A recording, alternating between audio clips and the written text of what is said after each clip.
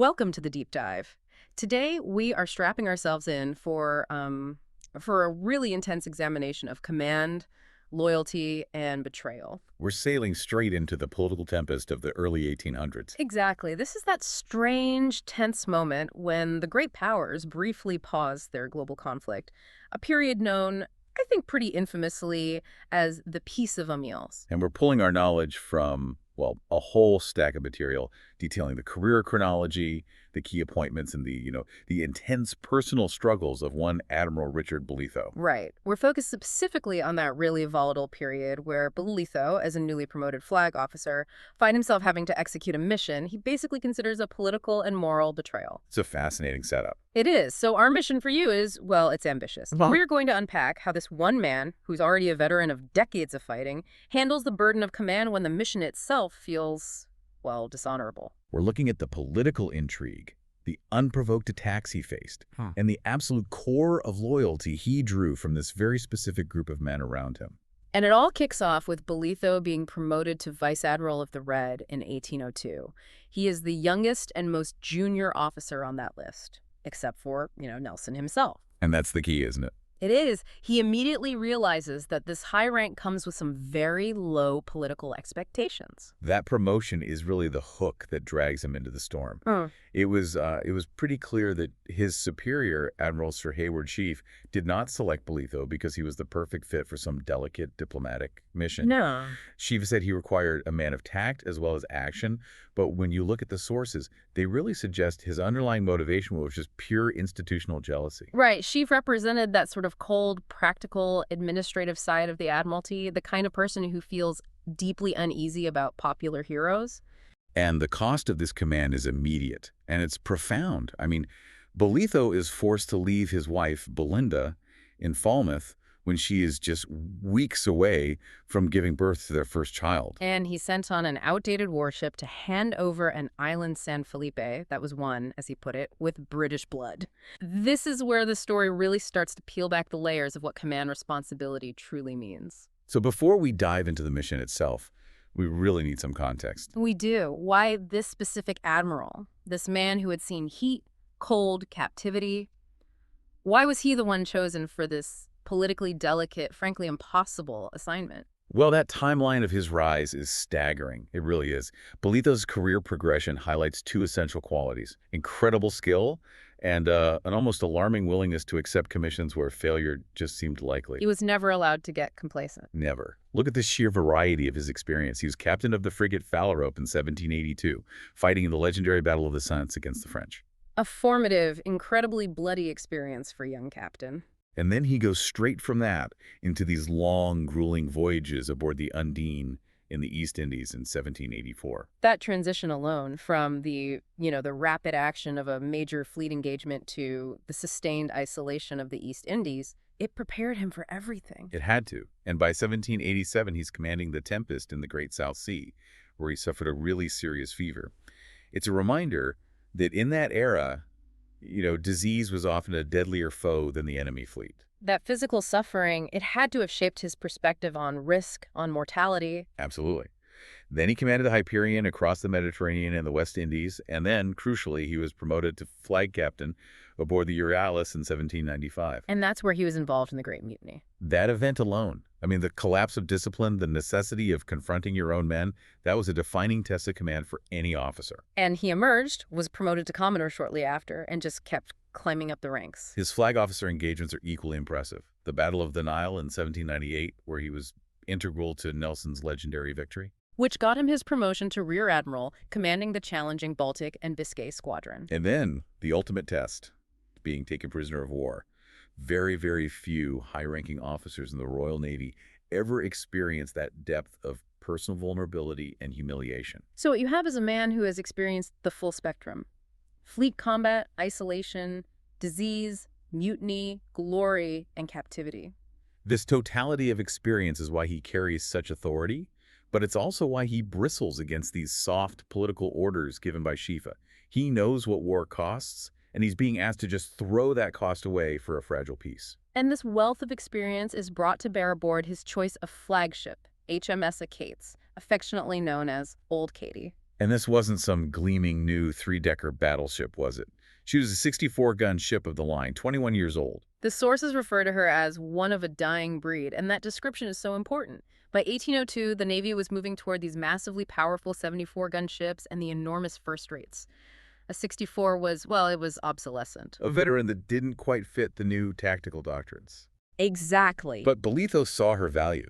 She possessed this unique strategic advantage, especially in the Caribbean, where she was heading. Which was that she was bigger than anything faster than anything bigger. That's it. She had the hitting power to discourage frigates, but the speed and maneuverability that a massive 74-gun ship just lacked. Bolitho needed a versatile fighter, not some rigid, imposing flagship. And there's a deliberate connection to history here, too. There is. The Achates was almost a twin of Nelson's favorite, the legendary Agamemnon. Both built at the same yard by Henry Adams on the Beaulieu River. This detail, it subtly ties Bolitho, the ambitious junior admiral, to the legacy of the nation's darling, Nelson, whether he liked that comparison or not. And this choice of ship also highlights the context of the Peace of Amiens. Just overwhelming national complacency. The British Navy, the instrument of global power, was being dismantled. The records show that 60 of England's 100 ships of the line were laid up, out of commission. And even worse, 40,000 experienced seamen and Marines had been discharged. That is a staggering loss of operational capacity. It's unbelievable. So Bolitho is sailing on one of the few active ships left, commanding a fraction of the power the Navy had just months earlier. And the political establishment expects him to be polite, while the nation has basically fired its entire experienced workforce. He's fighting the enemy outside the gun ports, but he's also fighting this systemic decay and complacency built into the Admiralty's post-war policy. Exactly. And Achates, old and worn, becomes a symbol of the Navy's enduring professional core resisting the rot of peace. So since he's sailing into this incredibly precarious situation with what is really a skeleton fleet, the loyalty of his immediate inner circle becomes paramount. Oh, absolutely. Bolitho needed men who were loyal to him, not just the flag. And this is where we meet Coxswain Allday. He is described so powerfully as like an oak, unyielding, strong, and deeply rooted. Allday has served Bolitho since he was just a junior captain. Their relationship, it just transcends the normal hierarchy. It's a remarkable partnership, isn't it? Especially when you think about their origins. Allday was originally taken by the hated press gangs in Cornwall. A painful memory he shares with the ship's steward, Ferguson, who lost an arm at the Soons. Yet Allday's loyalty is just absolute. He serves the man, not the institution. And his reaction to Bolitho's flag rank is maybe the purest line in the whole narrative. It is. Flag at the fore at last, eh, sir? Don't know what took him so long. There's no fawning, no deference to social status, just a simple, cheerful recognition of Bolitho's merit finally being acknowledged. Allday represents that visceral, hard-earned connection forged in battle. He's Bolitho's anchor to the common sailor. Then next you have Flag Captain Valentine Keane. Keane was a trusted former midshipman of Bolitho's, and the ultimate professional sacrifice is so evident here. Keane had just recently commanded a powerful 74-gun ship, the Nicator, which is now laid up. And he readily accepted the significant professional downgrade to command the smaller, older 64-gun Achates. That decision just underscores the intense personal loyalty Bolitho inspired. For an ambitious naval officer, leaving a first-rate command for a ship that's likely headed for the scrap heap, that's career suicide. Unless you believe implicitly in the man you serve. Exactly. Keane demonstrates that Bolitho's personal reputation is more valuable than rank or tonnage. But the final appointment, that one adds a layer of conflict. It does.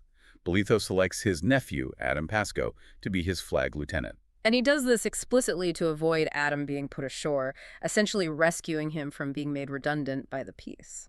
He loves Adam as if he had been his own son, but he acknowledges that granting this favor goes against his strict professional instincts. His predecessor, Brown, he even raised a doubtful eyebrow, didn't he? He cautioned Bolitho against mixing family affection with the necessity of having an impartial, focused aide. And this family dynamic, centered around Adam, becomes a really critical testing ground for Bolitho's command ethics throughout the entire story. So Bolitho sets sail with his loyal crew, his aging ship, and this heavy weight of family and professional expectation. And his first task as Vice-Admiral is, as we noted, a political assignment that tasted like betrayal. The orders were crystal clear. Sail to Boston, a neutral staging ground, to meet French and American officials. The goal was to formalize the handing over of the island of San Felipe to France, as stipulated in the Peace of Amiens Agreement. And San Felipe was strategically vital. Bolitho had personally been involved in campaigns to secure it, so he felt this profound moral resistance. This wasn't just a political disagreement, it was a fundamental clash of values. His protest to Sheaffe was so blunt, a rare moment of open insubordination from a flag officer. He just says it. "We gained a peace, Sir Hayward. We did not lose the war." He was arguing that diplomatic expediency should not translate into professional humiliation. But Sheaffe's reply just exposes that institutional mindset of the post-war establishment. He needed someone who could manage the peace, not reignite the conflict. Sheaffe stated calmly that they did not wish Bolitho to provoke a war either, noting that he needed a man of tact as well as action. That phrase, "man of tact," it's almost a direct insult to Bolitho's entire career, which was defined by direct action. And the implication of jealousy is palpable when Sheaffe dryly notes Bolitho's promotion was second only to Nelson, the nation's darling. So Sheaffe sees Bolitho's hard-won fame as a political inconvenience rather than an asset. He's effectively weaponizing Bolitho's promotion by giving him the worst, most thankless job possible. And while he's grappling with this betrayal of his country, he's dealing with the immense personal cost of leaving Falmouth. Leaving Belinda just weeks away from giving birth to their first child, that's a high-stakes emotional environment where any misstep or delay could be disastrous. The anxiety is enormous, especially given the history of loss in Bolitho's life. The source doesn't shy away from this emotional burden at all. It notes that the couple avoided speaking about the potential dangers of accident, remembering that a previous catastrophe had destroyed the happiness of his sister-in-law. But Belinda's loyalty is as powerful as Alda's, just expressed in a different form. She understands his nature, saying she would never wish to stand between you and your other world. She sees him. She sees him when he looks at a ship or shares stories that Alday or his former clerk, Herrick, might mention. She recognizes that parting belongs irrevocably to the sea. It's a remarkable acceptance of the duality of his life. It is. She made him promise to take care of himself, but her ultimate understanding provides him with the strength he needs to leave. This anchors Bolitho's emotional core. It gives him the reason to eventually return victorious, even when the mission itself is so distasteful. And the moment Achates clears the English Channel, the illusion of peace just shatters. Immediately. Captain Keane reports they are being actively stalked by a vessel, identified as a large fifth-rate frigate, holding perfectly to windward maintaining position, but refusing to approach or identify itself. This is an immediate red flag. Sure. The source suggests that information about his so-called secret mission must have spread quickly across the channel, maybe in seconds. Someone knew Bolitho was sailing, where he was going, and that he was carrying politically sensitive documents. And Bolitho's reaction demonstrates that seamless shift from man of tact right back to man of action. His decision is purely military. Change tack, douse lights, and wait for the strange sail at dawn to force a confrontation. He reflects that war does not end with the last ball fired. Which means he is instinctively operating outside of the formal political rules of the Peace of Amiens. He knows that in this volatile atmosphere of demobilization and shifting alliances, privateers, renegades, and jealous rivals will test the boundaries of peace with unprovoked violence. He prepares for war even though the mission is supposed to be diplomacy. And Bolitho's decision to wait for that stalking vessel pays off. But tragically, his instinct was chillingly correct. The confrontation was not an exchange of pleasantries, but an outright unprovoked attack. Right. Achates, positioned perfectly after maneuvering all night, closes on the mysterious ship at dawn. She's identified as a ship of war, but before they can even exchange hailing signals, the enemy fires without warning. A devastating shot rips through Achates' main course, causing casualties among the crew. And Bolitho notes the enemy ship was clearly Spanish-built. This initial hostility is a shock, but the full horror is delivered shortly after by Commander Napier of the brig Electra. And Napier brings the catastrophic news. Captain Duncan's frigate, Sparrowhawk, was caught by the same mystery ship and sunk without warning. The toll was just terrible. 25 men lost out of 200, including wounded. And the single surviving officer was Midshipman Evans, described so poignantly as a tailor's son from Cardiff on his very first commission. This young man, he represents all the innocent victims of this supposed peace. Bolitho draws the immediate comparison.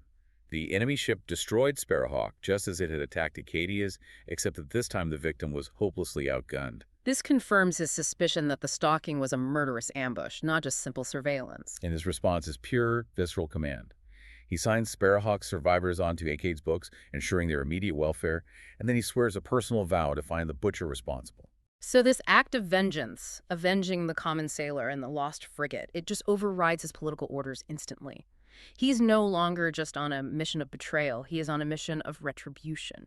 Despite this horrific attack, he still attempts to proceed with his original orders, sailing to Boston. He arrives on neutral ground only to discover the true depth of the diplomatic trap that's been set for him. He meets with the American emissaries, Jonathan Chase, who's the host, and Samuel Fane, the president's representative. And Fane is immediately hostile. He openly hates the British. And this is the intellectual core of the mission, where the politics really start to overshadow the guns. Fane challenges Bolitho not on naval power, but on moral ground. He asks how it is that your government thinks it has the right to take or give away people and territory as if they were of no consequence. And the Americans are acting purely out of self-interest, aren't they? They recognize that the transfer of San Felipe to France would create a massive security risk for them. A huge risk. And the key revelation comes when Fane discloses the American objective. The U.S. government would accept San Felipe under its protection. And why? Because the island stands astride the Windward Passage like a drawbridge. Exactly. If France controls that drawbridge, they control vital American trade and defense access. It's a clear case of strategic blackmail, forcing Bolitho into this impossible position. Hand the island to France and jeopardize American relations, or hold the island and betray his orders. And the situation is further complicated by the local British governor, Sir Humphrey Rivers, who, according to Fane, had privately reached out to the Americans opposing the handover. So Rivers is essentially trying to use the American threat to achieve independence for San Felipe. Bolitho realizes he's not just a pawn in a diplomatic game, he's fighting internal British treachery as well. Adding another layer of complex loyalty, he is reunited in Boston with Jethro Tyrrell. This is a crucial, heartbreaking moment. Tyrrell was Bolitho's first lieutenant from his very first command, the sloop of war Sparrow, 2 decades ago. And Tyrrell now commands the brigantine Vivid, owned by Chase. He's a man branded by tragedy, he's one-legged, and he'd fought for the king but was subsequently branded a traitor by his own people. He's a man without a country, defined by his fractured loyalties. And Tyrrell's warning confirms Bolitho's suspicions about the escalating violence. Right. The unknown Spanish ship, later identified as the Spanish privateer Intrepido, is definitely in the Caribbean, lying in wait. And crucially, Tyrrell confirms that this ship is preparing to mount a concerted attack on San Felipe, likely coordinated with Rivers' defiance. So now Bolitho understands the true conspiracy. The Spanish privateer, the American political pressure, and Rivers' defiance were all converging to prevent the lawful handover to the French. And not for British benefit, but for Rivers' personal ambition and American security. So Bolitho has to decide whether to follow the letter of his law, handing over San Felipe, or his professional duty, which is protecting British interests and avenging Sparrowhawk. And he chooses duty and honor. He sails to San Felipe and finds Governor Rivers' defiance is fully operational. Rivers has barricaded the harbor with a boom of moored craft and hulks and aimed the fortress battery directly at the entrance. He's ready to defend the island from both the French and the British. It's an incredible situation. And Bolitho makes this incredibly audacious decision. Instead of launching an immediate naval assault, he confronts Rivers on land, taking an immense personal risk.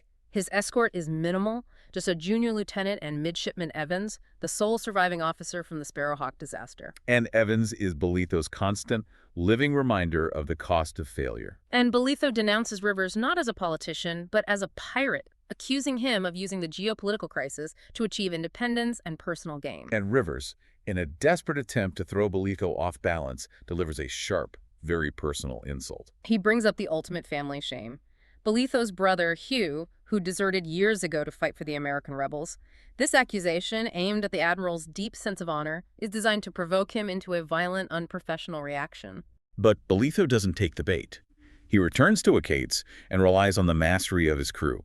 This is where the technical brilliance of the 64-gun ship comes into play, aided by pure seamanship. And it comes down to all day, with the lead line, trailing it quietly in a small boat in the darkness, gathering intelligence about the depth and position of the boom. This is the practical, hands-on knowledge that saves the day. Based on all day's perfect intelligence, Achates forces the entrance in darkness during a rising wind. Captain Keene positions the ship with such absolute precision Its broadside commanding both the town and the fortress. that River's batteries are instantly neutralized. And here is the true measure of their tactical genius. Bolitho later reveals that Keene had deliberately kept his guns unshotted. They defeated Rivers with smoke, nothing more. They achieved total victory, forcing the governor's submission, neutralizing his power, and securing the harbor without firing a single lethal shot. Which exemplifies Bolitho's successful execution of the man of tact requirement, even while asserting decisive man of action control. So Rivers is contained, but the harbor is still vulnerable. Bolitho knows the threat is still out there, and this leads directly to the ultimate test of loyalty, the fire ship attack. Bolitho spots an enormous merchant vessel, an East Indiaman called the Royal James, heading toward the harbor, pursued by a frigate. And Bolitho's experience immediately screams, "Trap!" He recognizes it instantly as a Spanish fire ship intended to destroy Achates while she's at anchor. And this fire ship is protected by Spanish soldiers, disguised as local militia, positioned on an adjacent islet, ready to provide covering fire. So Bolitho, understanding the immediate danger to his flagship, organizes a small bargeman crew and attempts to land and stop these hidden soldiers. During the fierce, close-quarters skirmish, tragedy strikes the very heart of Bolitho's command. Coxswain all day, the oak that supports him, is cut down by a sword stroke. A terrible chest wound that narrowly misses his lung. And this moment is the emotional climax of the voyage. Bolitho, the stoic admiral, drops his sword, the sacred symbol of his rank and family honor, and kneels over his wounded coxswain. And his cry is one of profound personal anguish. "Don't leave me all day, I need you." This is not just an admiral speaking to an enlisted man. It's a statement of absolute dependence on the loyalty and strength of his core crew. And just as Achates is about to be annihilated by the fire ship, Jethro Tyrrell, the one-legged ghost from Bolitho's past, achieves his ultimate redemption. He'd followed the Royal James into the harbor. And Tyrrell, acting purely on old loyalty, makes an instantaneous life-altering choice. He deliberately steers his brigantine, the Vivid, directly across the trajectory of the massive fire ship. This maneuver neutralizes the fire ship's path, sacrificing his own vessel, but successfully saving Achates. The Vivid is destroyed, burning to the waterline, and Tyrrell is rescued just clinging to flotsam. His act of destruction ensures Bolitho's survival. Tyrrell's loyalty, which was previously mixed between his American patrons and his old British identity, is now cemented. He lost his only ship and his means of independence, but he found his honor again in saving his old captain. So, with the fire ship neutralized and San Felipe secured, Bolitho focuses solely on retribution for the Sparrowhawk. He forces Tyrrell, the only man who knows the Caribbean channels well enough, to lead Achates to the lair of the Spanish privateer, Intrepido. And Tyrrell initially provides false or misleading information, still torn between his loyalty to his patron Chase and his rediscovered loyalty to Bolitho. Right. Bolitho confronts him about this divided loyalty, the internal struggle of a man who feels he has no allegiance left to give. However, Bolitho secures Tyrrell's future in this extraordinarily generous way, cementing that renewed loyalty. He purchases the Vivid from Jonathan Chase through his agent, ensuring Tyrrell is compensated for his loss. And then he places his nephew, Adam Pasco, in temporary command of the new acquisition to sail to Boston with dispatches. This act serves multiple purposes. It restores Tyrrell's honor and provides him a passage back toward England with resources. And crucially, it puts Adam Pasco in a high-pressure, independent command role, testing his abilities. Bolitho is using professional decisions to solidify personal relationships. And Achates, guided by Tyrrell's rediscovered commitment, finds and engages the Intrepido. The battle is savage, swift, and brutal. And Bolitho achieves his goal, avenging Captain Duncan and the loss of the Sparrowhawk. This closes the chapter on the immediate treachery and restores the military honor of his command. The subsequent months in San Felipe are defined by waiting, this tense political environment coupled with profound personal concern. And the main focus is all day's slow, excruciating recovery. Bolitho is intensely focused on him, recognizing that if the oak fails, the morale of the entire ship might break. And Bolitho takes on this intensely personal, almost unconventional role in Alday's care. He's seen fetching him rum Alday's favorite drink, not the Admiral's brandy. And forcing himself to remain calm to help his coxswain fight for life. The intensity of this personal care, visible to the whole ship, solidifies Bolitho's unique bond with his crew. And the ultimate payoff comes 3 months after the stabbing. The entire ship's company watches with this collective relief when Alday finally walks across the quarterdeck. That single act is such a powerful symbol of survival and community, proving the resilience of the men who served Bolitho. So with the island secured and all day recovering, Achates finally set sail for home, battered but intact.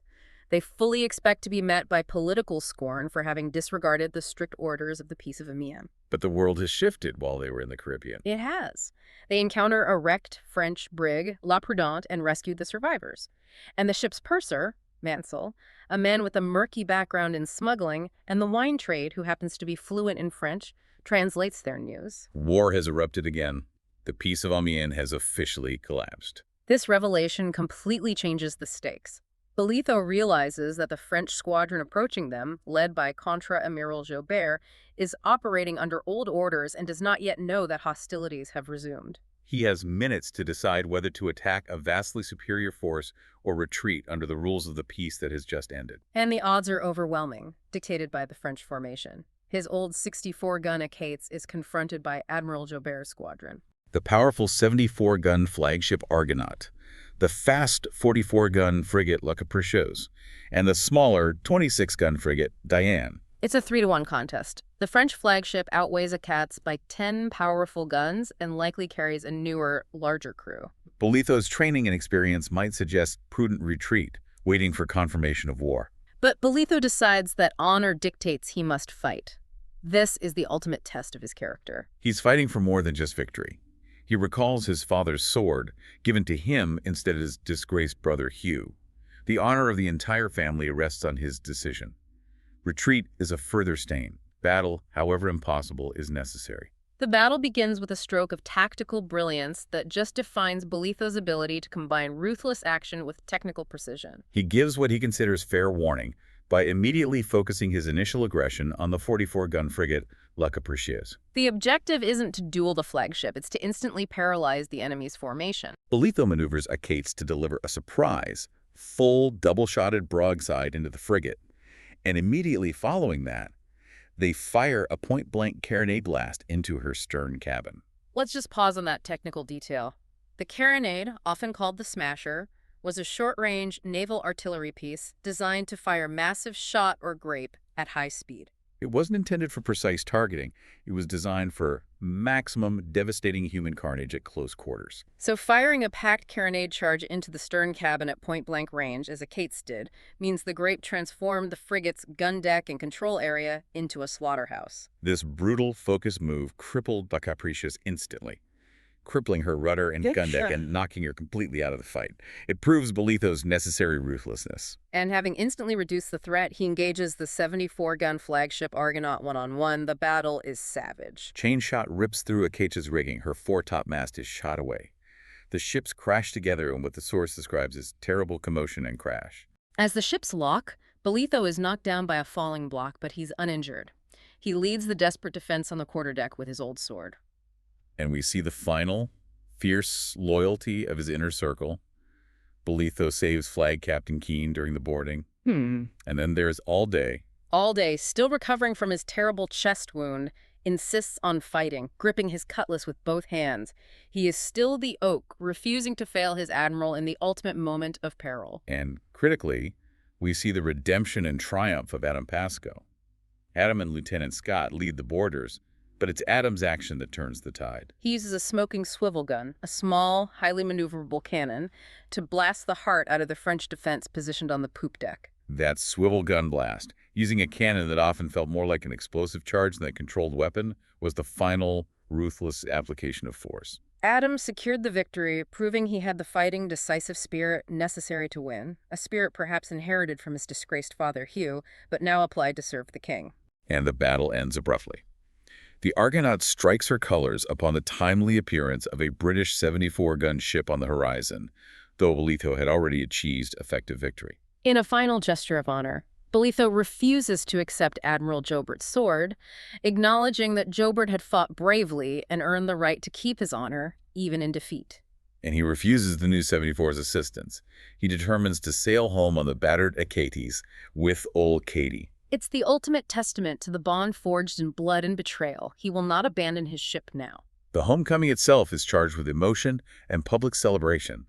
Achates, listing and scarred, is welcomed by huge crowds in Plymouth and Falmouth. The news of the victory, which preceded them like a rainbow, has completely overshadowed the political failure of the Amiens Treaty. Bolitho has returned a hero.